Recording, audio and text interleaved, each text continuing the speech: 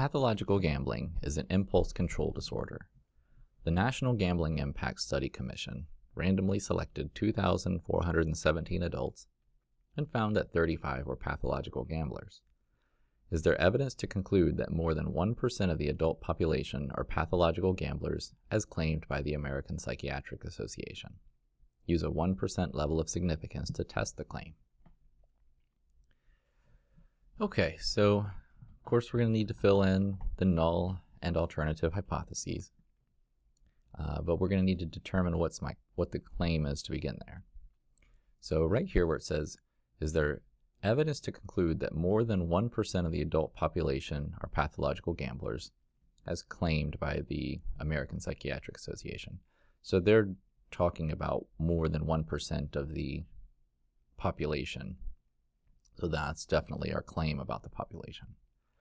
So the claim is that more than 1%, so that's going to be P is greater than 0.01.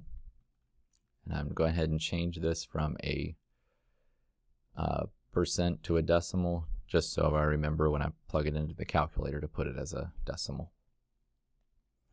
All right, and notice I'm using P instead of mu because I'm testing a proportion of adults rather than like a mean of adults or anything like that.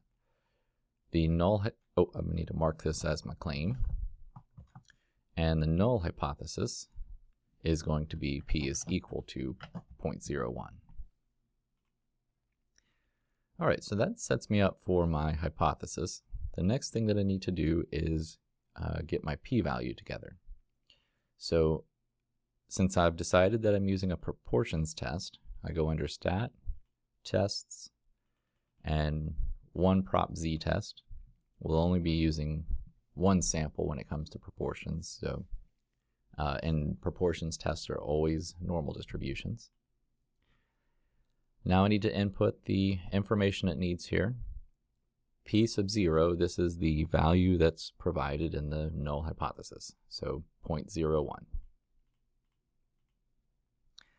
X is the number of adults, out of my sample that favor the event, so 35 out of the total group of 2,417. So N is your sample size. Now the symbol in the alternative hypothesis is greater than, so I need to come over here and select the greater than here, and then hit calculate, and I get my p-value, and that is 0.0134. Now be careful here. It gives you two different values that look very similar. P, which is your p-value, and then p hat, which is your percentage out of your sample that favor your event. So basically, if I took 35 divided by 2,417, that's what I'm going to come up with, that 0.0145.